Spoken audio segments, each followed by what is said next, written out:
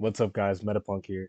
Today I'm going to be talking about the fourth industrial revolution and how I see cryptocurrencies playing a big role in this new evolution into the future. Alright, so let's get into it. So, first off, I'm going to start with the evolutions of the other industrial revolutions. So, starting with the first industrial revolution, this is when it moved from manual labor to mechanical labor by harnessing steam and water power, replacing raw muscle. The second industrial revolution took advantage of electricity and the assembly line to generate mass production, and the third evolution took off using electronics and software. The most iconic example of these two coming together is being the computer and the programmable logic controller in the industrial setting. This gave to a new era and a rise of the high-level automation. And then now we're gonna get into the fourth one, which is what's happening right now. This is when the physical world, the digital world, and the virtual world are colliding together, creating smart products, procedures and processes, and smart factories. The study goes on to describe this revolution being brought on by primarily cyber-physical systems and the Internet of Things to create a highly intelligent, integrated, and automated manufacturing ecosystem that spans far beyond the traditional factory floor. And here's a nice little picture showing the different revolutions right here. And I'm gonna get into what cyber physical systems are. So this refers to the integration of physical processes, computation, and networking. According to the cyberphysicalsystems.org, embedded computers and networks monitor and control the physical process with feedback loops that are physical processes that affect computations and vice versa. And then now the Internet of Things, or IoT. This refers to an interconnected network of device-to-device communication that does not need human or computer interfaces, usually taking advantage of the internet. As far as I can tell, the phrase Internet of Things surprisingly dates back to 1999. And I'm going to quickly go over to this article right here. It's more on the Industrial Revolution as well. And it describes the fourth Industrial Revolution as technologies such as artificial intelligence, genome editing, augmented reality, robots, and 3D printing. And this is going to rapidly change the way humans create, exchange, and distribute value. So, yeah, I'm going to really deep dive into all the sectors of the fourth industrial revolution and also the different crypto projects that may bring solutions to this new way of life. Okay, so I pulled up a tweet from XX. Once again, one of the best Twitter pages out there. You should follow him if you have not already. And he basically hones in on the key factors of the fourth industrial revolution. So as you can see, you have smart cities, you have digital communications, you have full green energy surveillance, smart transportation, digital currencies, technological automation, and cloud data storage. I'm not going to show all this, but I'm going to give you a general overview of a bunch of the different sectors just so you get a good idea of what to expect. All right, next up, we're going to talk about Agenda 2030, and this is a proposal from the United Nations. So, basically, a brief overview. This agenda is a plan of action for people, the planet, and prosperity. It seeks to strengthen universal peace and larger freedom. We recognize that eradicating poverty in all its forms and dimensions, including extreme poverty, this is the greatest global challenge and it is an indispensable requirement for sustainable developments. All countries and all stakeholders acting in collaborative partnerships will implement this plan. We are resolved to free the human race from the tyranny of poverty and want to heal and secure our planet. So some key things that they're going to look at. So it's going to help the people.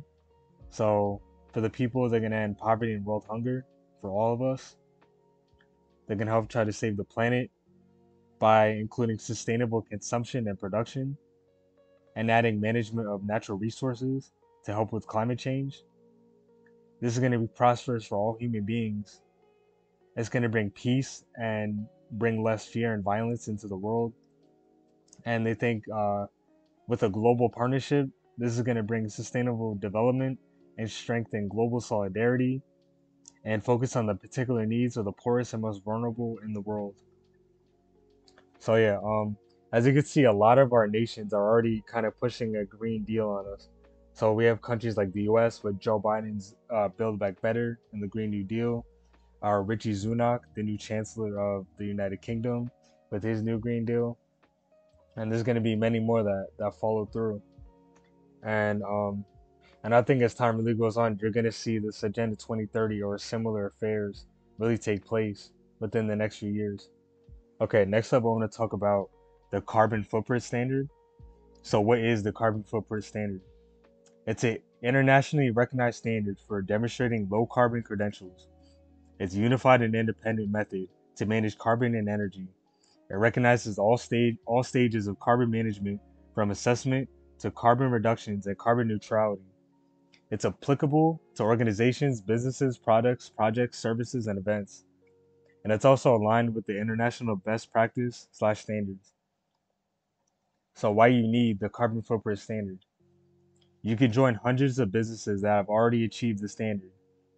By managing your carbon and energy effectively, you can save operational costs and limit environmental impact, demonstrate your environmental credentials, you can enhance your market reputation, you can meet increasing supply chain tender needs, achieve positive PR and create marketing opportunities, it motivates your employees, and it helps engage with your customers, shareholders, and stakeholders.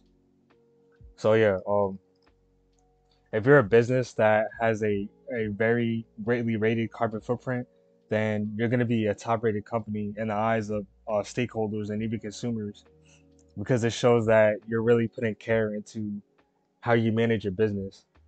So I want to state that all the cryptocurrencies I showed you in the past, they're all ahead of this carbon change, such as XRP, such as XDC, Hedera. They all know that this is going to be a new system that businesses have to really manage and keep in mind. So you're already ahead of what's happening if you're watching this right now, or you already have the knowledge. All right, next up, I want to talk about the cryptocurrency Algorand, which is one of my personal favorites. And I was going to talk about it in other ones, but I want to save it for this one. Um, so Algorand is the world's most powerful and sustainable blockchain. Our institutional grade blockchain infrastructure is the first and only to achieve decentralization, scalability, and security without compromises and while being environmentally sustainable. And if we go down here, this is the founder and creator of Algorand, who is Silvio Micali. This is a professor at MIT and a Turing Award winner, which is basically like the Nobel Peace Prize of technology and cryptography. So this is a very smart man right here. And if we go down here, it talks about Algorand sustainability. So Algorand, the green blockchain. We are born sustainable. Algorand is far more energy efficient than other blockchains and is going further by offsetting its small carbon footprint in partnership with climate trade. So yeah, this is why I like Algorand. It's already part of the green initiative. It solves the blockchain trilemma right here: decentralization, scalability, and security, which is one thing that a lot of blockchains don't really solve or is capable of solving. And it's ISO compliant, so it can connect with a lot of public blockchains, and then it can connect with private networks that institutions use. I quickly wanted to showcase this new upgrade that Algorand received in September 7th. So Algorand, the pure proof of stake carbon negative layer 1 blockchain network, today announced a major upgrade to its protocol, now live on the mainnet. The upgrade features state proofs that enables trustless cross-chain communication and increase the performance from 1200 to 6000 transactions per second, and new tools to streamline development and introduce on-chain randomness capabilities for decentralized applications. These features solidify Algorand as the leading layer 1 blockchain for real-world Web3 applications ranging from sports to music to CBDCs and DeFi. So here's an article from Climate Trade and their collaboration with Algorand. So they talk about how Algorand pledges to be the greenest blockchain and be carbon neutral thanks to the alliance with Climate Trade. The Algorand network was designed from the ground up to minimally impact the environment. Because it's consensus, It is not based on the energy intensive proof of work and requires minimal computational power of electricity. Algorand has been a leader in minimizing the environmental impact of blockchain technology. So, how does Algorand offset its carbon footprint with climate trade? To achieve a carbon negative network, Algorand and Climate Trade will implement a sustainability oracle which will notarize Algorand's carbon footprint on chain for each set of blocks. With its advanced smart contracts, Algorand would then lock the equivalent amount of carbon credit into our Algorand standard asset, into a green treasury, so that protocol keeps running as carbon negative. Through this partnership, Algorand is able to leverage several projects of our marketplace that will help offset low footprint of the network. With this alliance, we not only work to achieve carbon neutrality of Algorand, but also to have positive impact on the environment, which is how every innovative blockchain ecosystem should be in the future. So yeah, I think down the line, once businesses really implement the carbon footprint system, I can see Algorand being one of the main layer one blockchains that they utilize because it solves all the problems that they need. And it's already an efficient network that has the trilemma solved. So having the capability of connecting with institutions and being green is definitely a big player right here. Okay, next up, I want to talk about Energy Web, which is another cryptocurrency project that I could see playing a big role in this new zero carbon economy. So Energy Web builds operating systems for energy grids, powering the zero carbon economy.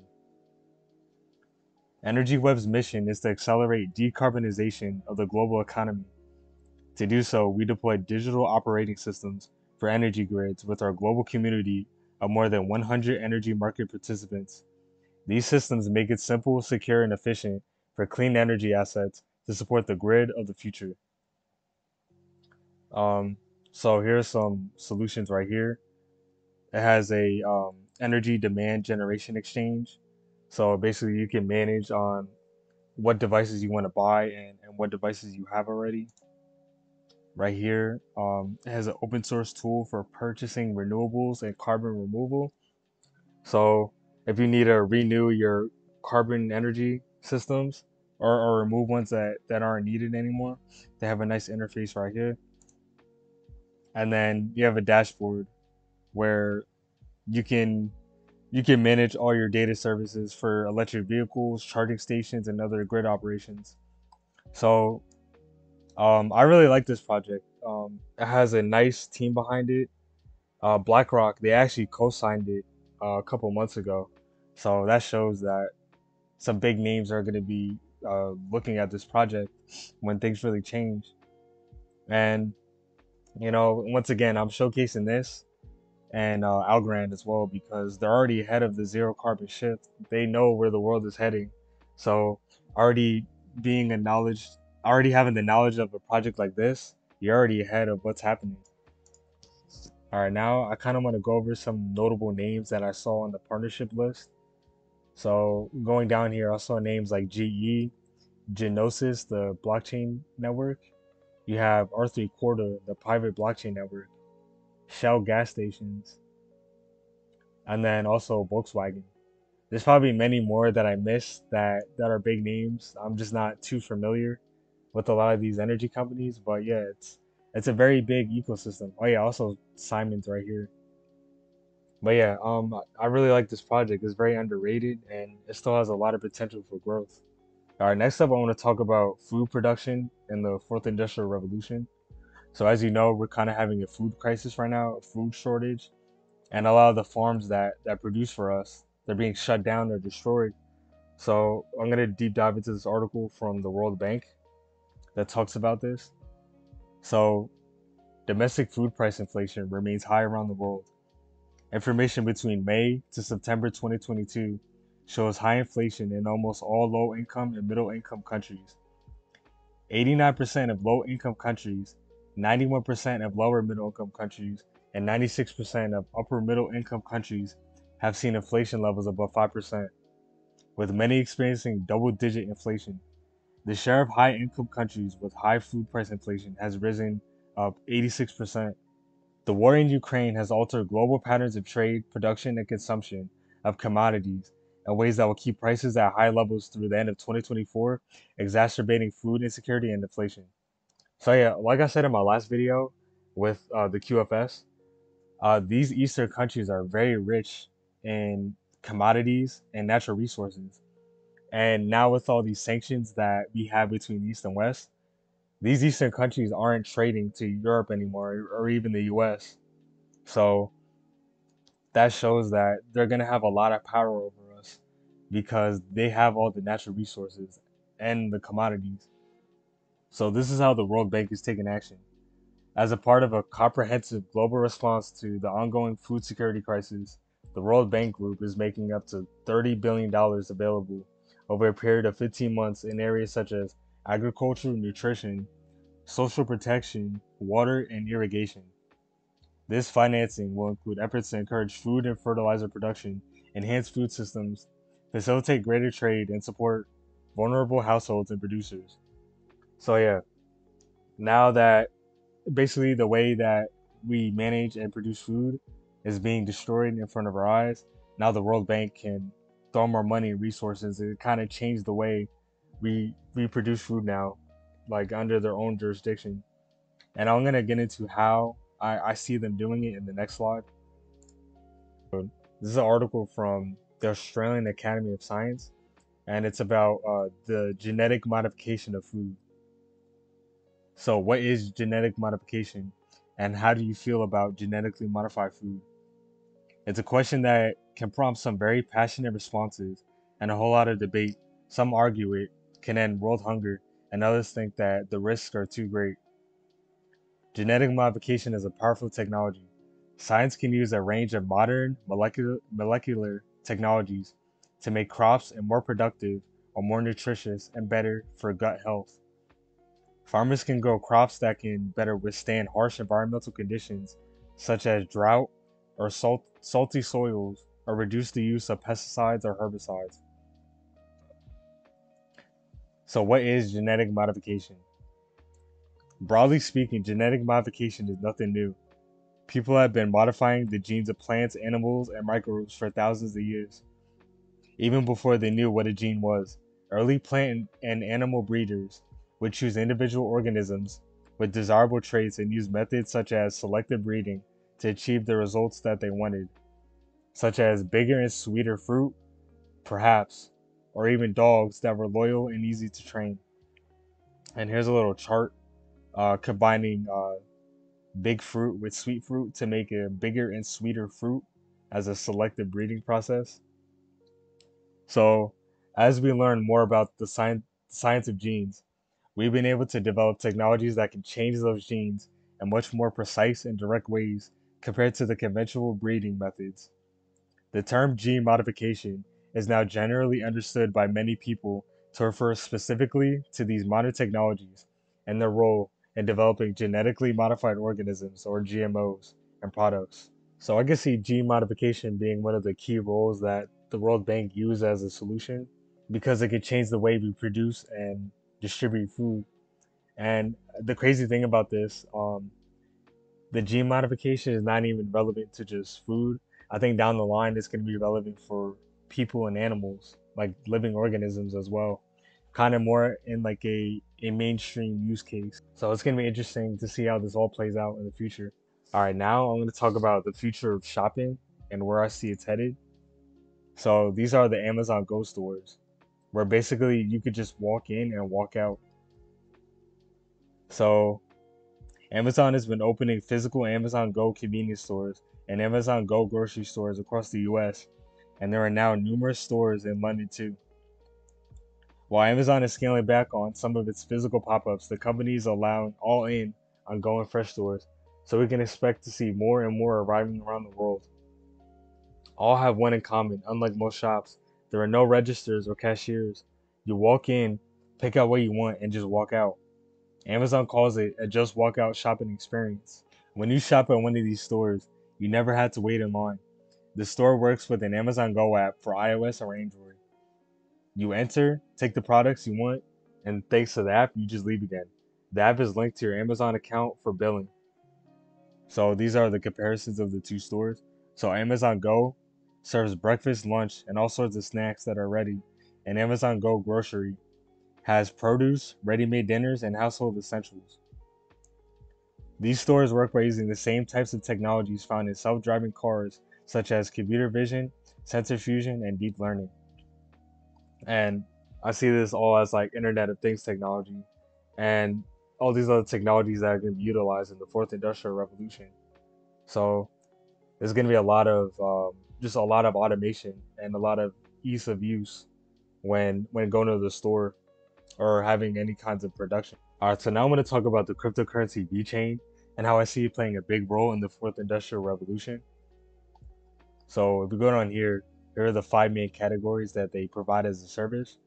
So they have food and safety, general supply chain, sustainability, local deployment, and blockchain as a service.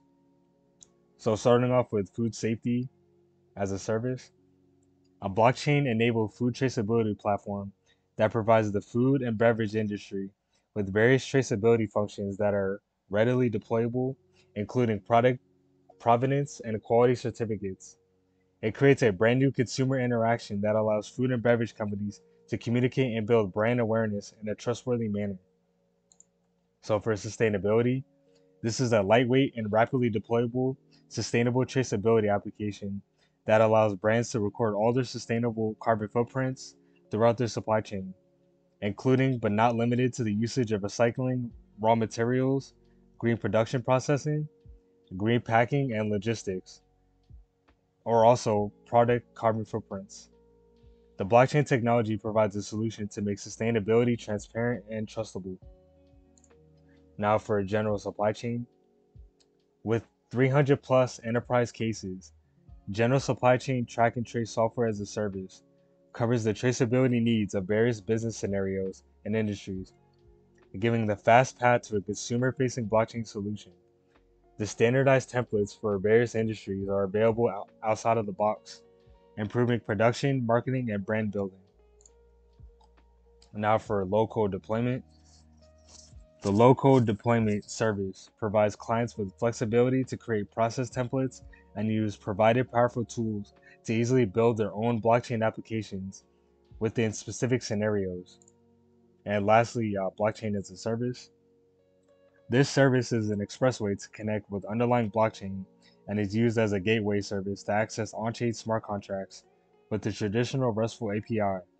It is available for independent deployment to build out a functioning application with multi-dimensional customization to meet diverse business demands and provide a more immediate and end user experience.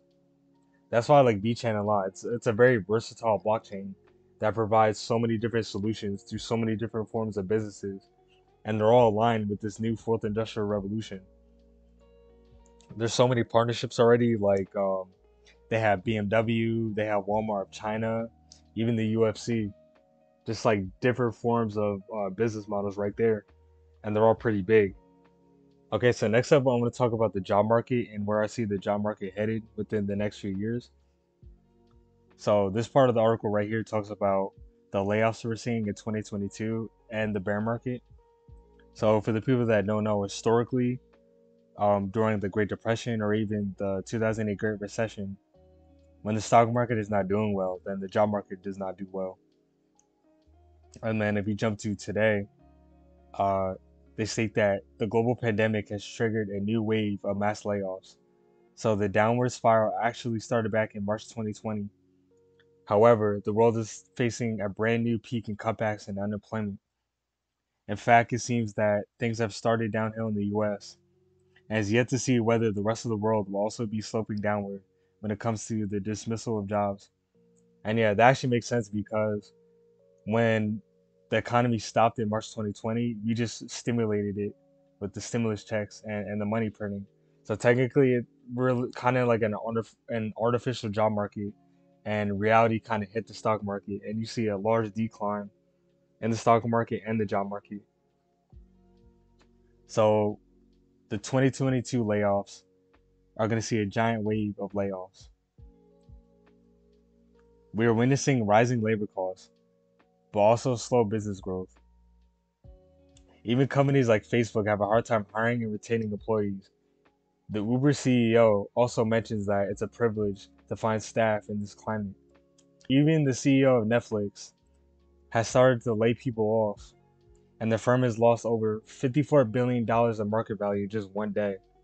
Hollywood and Wall Street colleagues forecast that we have a messy year ahead. So during times like this, I feel like it's really going to wean out the companies that did not have a sustainable business model, or even a company that is not made for the new economy. So in my opinion, Meta gets a lot of hate and a lot of scrutiny, but I really think long term they're gonna do okay. Even a company like Uber, I think they're gonna do well long term. But just really think to other companies that really had a bad business model and how they're gonna transition into this new world. So once things really hit the fan and we hit a market bottom, and then we start to see a rise back into a better economy and a better stock market, then I think there's going to be a new wave of business models or a new wave of jobs that are really going to take over the market. All right, next up, I have an article from the IMF, and it talks about the jobs of tomorrow. And this is actually created in December 2020, but I think it's still going to be really relevant for today. So it talks about some jobs will disappear and others will emerge as the world faces a dual disruption. And here's some key points that they talk about.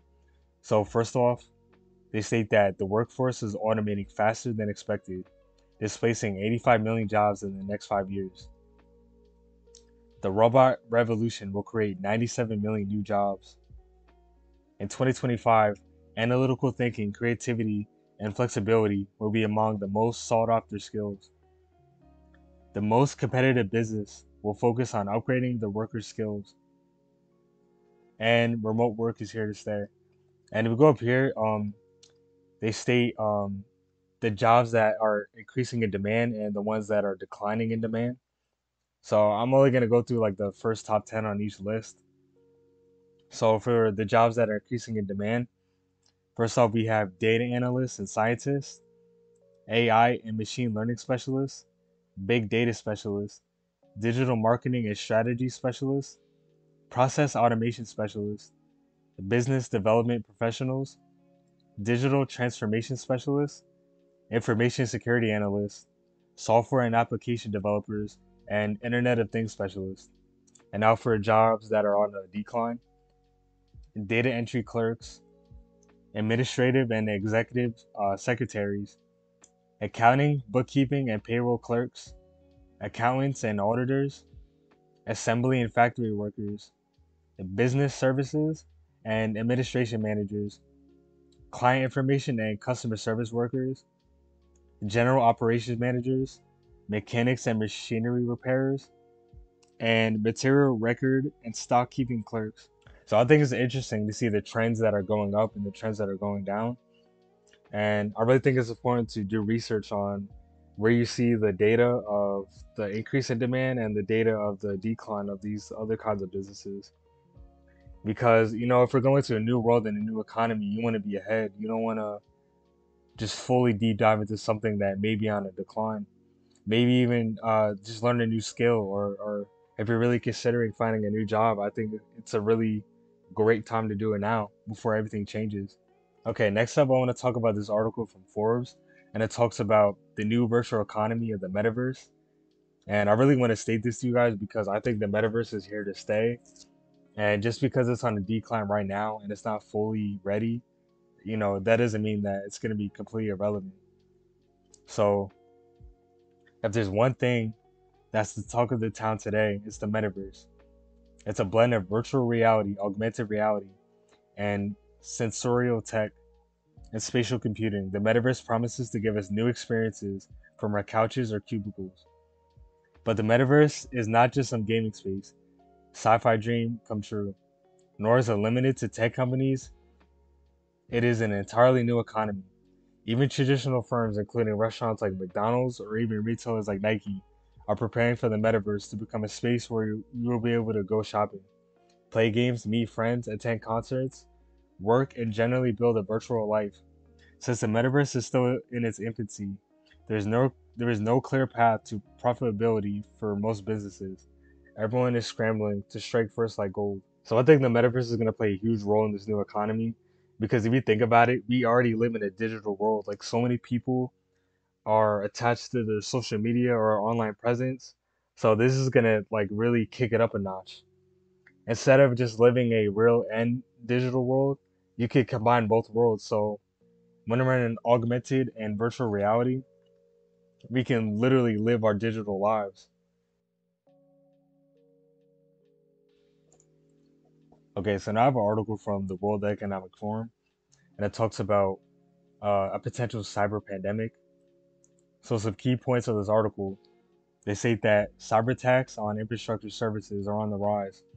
Most recently, the Colonial Pipeline hack in the US and the Public Health Service attack in Ireland.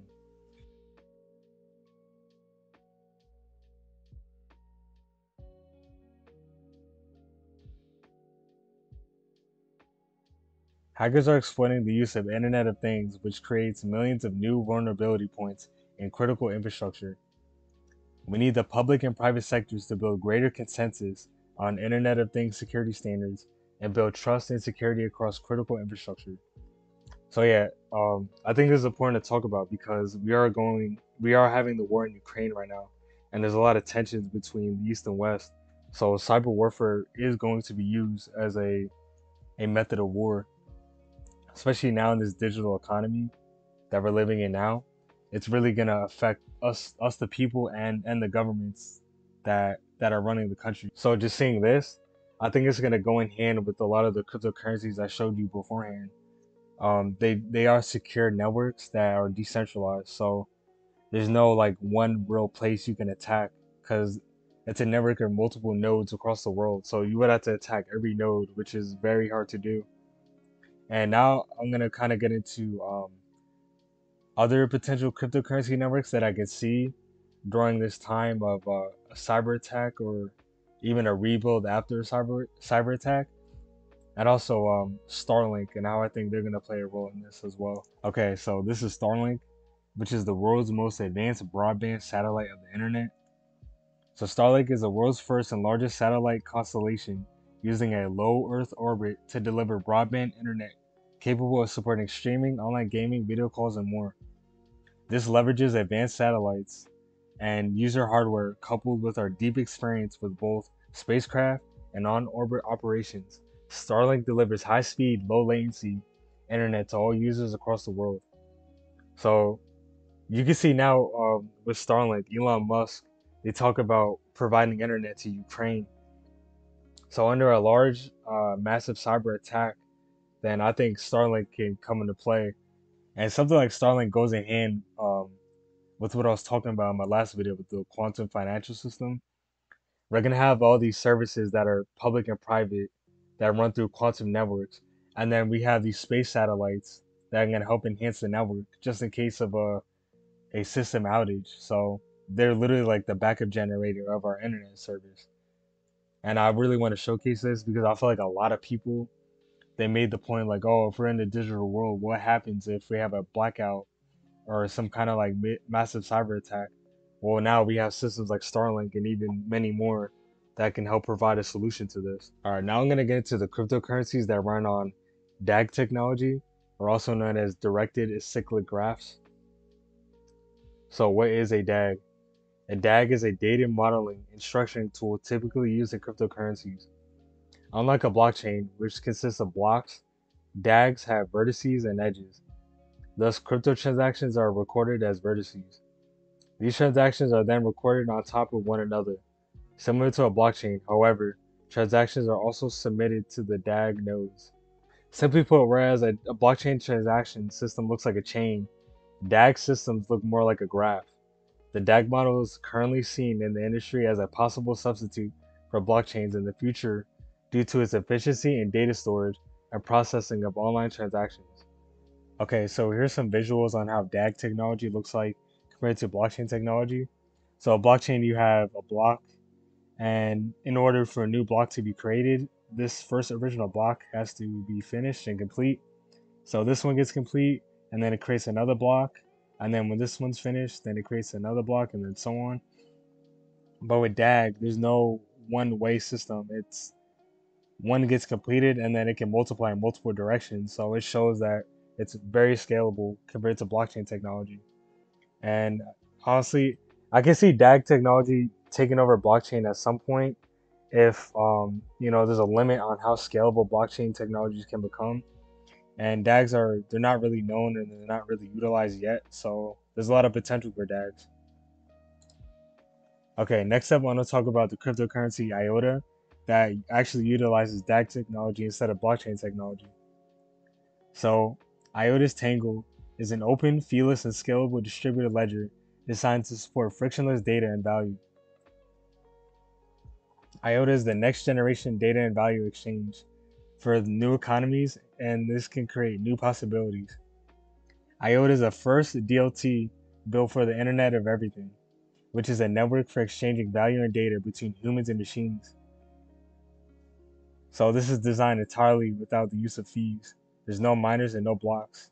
So it's instantly settled and it's highly scalable. They claim that IOTA is the backbone of Internet of Things. The IOTA network is built for the Internet of Things with tamper-proof data, feeless microtransactions, and low resource requirements. IOTA can also enable the machine economy. It is poised to play a central role in the next industrial revolution, enabling economic relationships between machines and bridging the humans and machine economies. So this is IOTA's Tangle. The Tangle is IOTA's network. It immutably records and exchanges data and value. It ensures that the information is trustworthy and cannot be tampered with nor destroyed. Okay, here's some industries that IOTA can be utilized. So IOTA is the underlying technology for many groundbreaking use cases.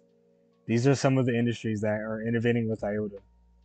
So as you can see here, we have global trade and supply chains, industrial Internet of Things, electronic healthcare, customs and border management, and also digital identity. So IOTA is very diversified.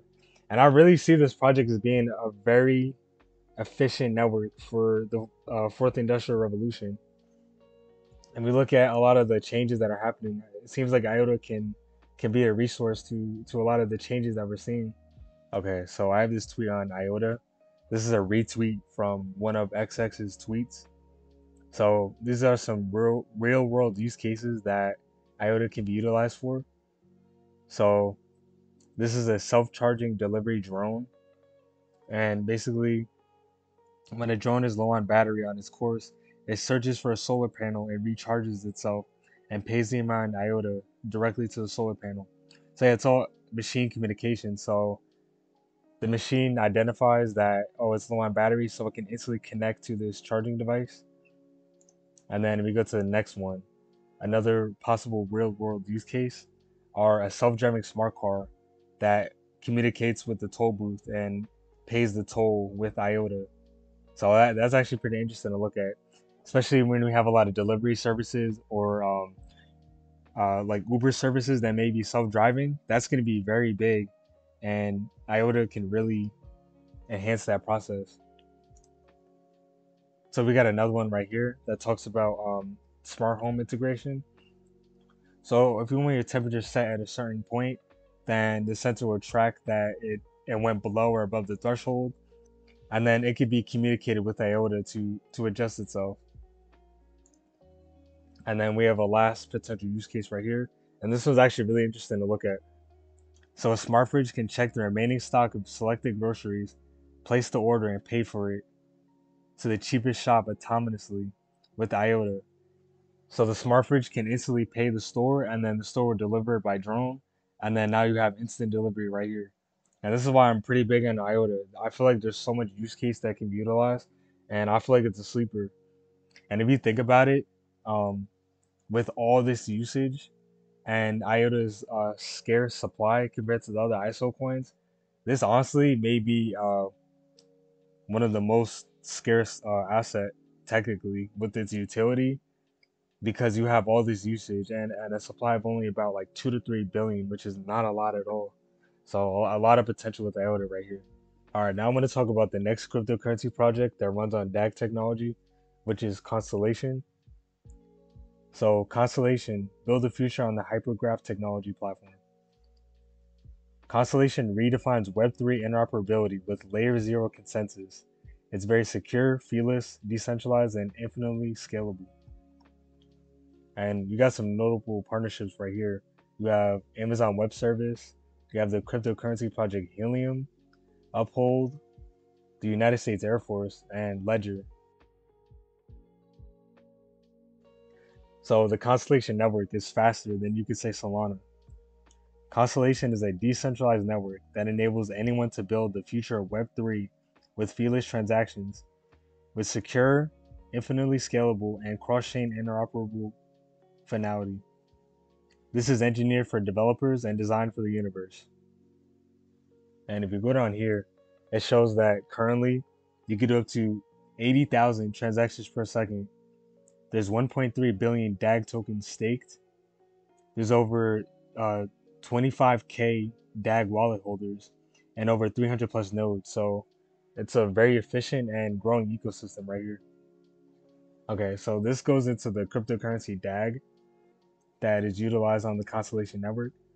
So DAG is a native cryptocurrency and utility token with a fixed supply on Constellation's decentralized hypergraph network. Just like blood carries oxygen and nutrients to all parts of the body, DAG secures network utility by providing liquidity and sufficient bandwidth to the entire ecosystem. And as you can see here, it's a pretty cheap coin right here. It's 7 cents per DAG with a market cap of only 187 million. Has a circulating supply of 2.62 billion and a daily volume of a little under 1 million. So yeah, it's pretty underrated right now. So why hold DAG? The more state channels that launch on the network, the more utility that DAG token will have, and the more scarce DAG will become. By holding DAG, you can participate in the generative economics of the network and support increased bandwidth in various ways.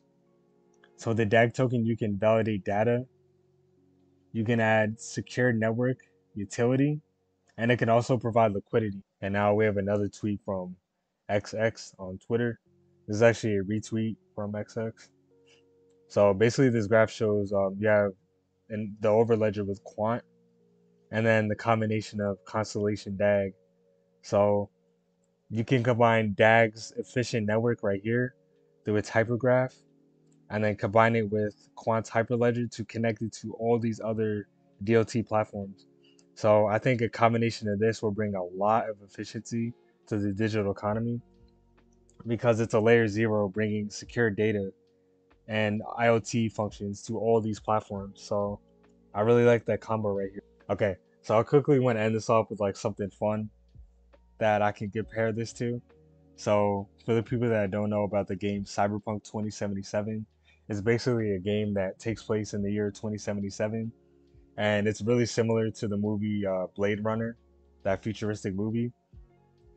So basically, you can add cyberware, which is an upgrade that you can get in the game. So cyberware is technology that is permanently installed into the player that sometimes has the capability to interface with the nervous system. And here's some of the technologies you can do. So you can enhance your vision, you can add stuff to your frontal cortex, your immune system, your nervous system.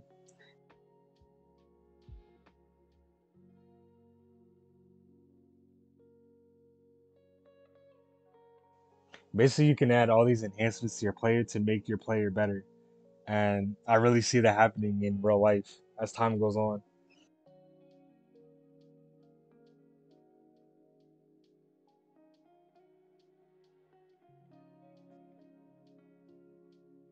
I think it's funny that this game came out a couple years before now, before things really changed. So it's kind of like giving a nice glimpse of what the future is going to look like.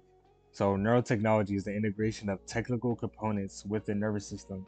These components can be computers, electrodes, or any other piece of engineering that can be set up to interface with the electric pulses that are coursing through our bodies.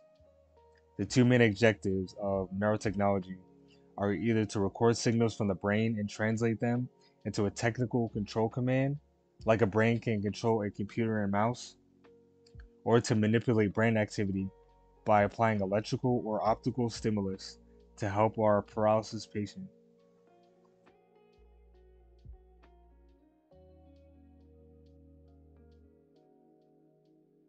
So if we go up here, they say that Imagine you can control your computer's mouse with your brain instead of your hand. Imagine helping a patient with a spinal cord injury to walk again by using a brain implant. This might sound like science fiction, but researchers have figured out how to make both scenarios a reality, and it's all thanks to neurotechnology. These are many different types of neurotechnology, each with their role to play, from improving therapeutics from neurological and psychiatric disorders to augmenting current human capability. Neurotechnology has a wide range of applications that is making it a blossoming field that's worth paying attention to.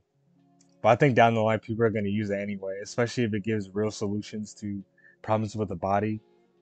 It sounds scary now, but I don't know.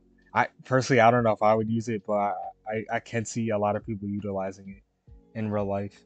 All right, that's the end of the video. Thank you so much if you made it this far. I really appreciate it. So basically, that was like a brief overview of the fourth industrial revolution. There's definitely some things that may happen sooner than we think, and then there's a lot of things that may happen way later than we think. So the three videos I created are basically a big gist of the digital economy, and now I can kind of get into more individual cryptocurrency projects or just individual topics. And I'm gonna try to make my videos shorter and more intimate, more engaging. But I wanted to do this series to really give everyone a brief overview and to make people familiar with a lot of the topics that I'm going to be talking about, because a lot of this stuff people may not know about. And now that you have a general idea, now you can get a better grasp of the other topics that I can add within my newer videos. So it's your boy Metapunk, and I'm signing out.